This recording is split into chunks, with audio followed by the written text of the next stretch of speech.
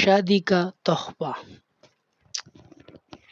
امام بخاری رحمۃ اللہ علیہ عن ابراہیم عن ابی عثمان عن انس رضی اللہ تعالیٰ عنہ بن مالک روایت کرتے ہیں کہ انس رضی اللہ تعالیٰ عنہ بن مالک بنی رفاع کی مسجد میں تشریف لائے اور کہا، حضور اکرم صلی اللہ علیہ وسلم ام سلیم کے محلے سے گزرتے تو ام سلیم کے ہاں تشریف لے جایا کرتے اور انہیں سلام کہتی۔ اس کے بعد انس بن مالک رضی اللہ تعالیٰ عنہ نے بیان کیا، جب رسول پاک صلی اللہ علیہ وسلم نے زینب رضی اللہ تعالیٰ عنہ بنت حجش سے شادی کی تو میری ماں ام سلیم نے مجھ سے کہا، کیوں نہ ہم حضور اکرم صلی اللہ علیہ وسلم کی خدمت میں کوئی ہدیہ بھیجیں؟ میں نے کہا، ضرور بھیجنا چاہیے۔ میری ماں نے ستو اور پنیر، کھجور اور گھی سے حلوہ تیار کیا، اسے پتھر کی ایک ہنڈیا میں ڈالی اور مجھ سے کہا، لے جاؤ۔ میں حاضر ہوا تو آپ صلی اللہ علیہ وسلم نے فرمایا، اسے یہاں رکھ دو۔ پھر آپ صلی اللہ علیہ وسلم نے مجھے حکم دیا کہ فلاں فلاں آدمی کو بلاؤ، بلکہ جو بھی ملے اسے دعوت دے دو۔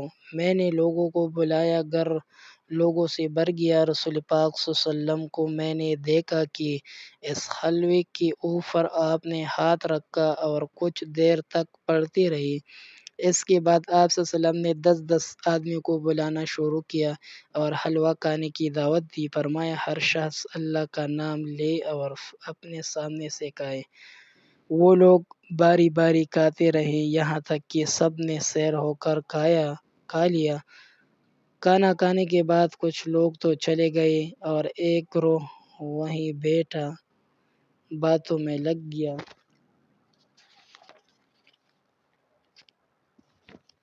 میں بھی آگتا گیا۔ پھر حضور اکرم صلی اللہ علیہ وسلم مجلس سے اٹھ کر حجروں کی جانب گئے۔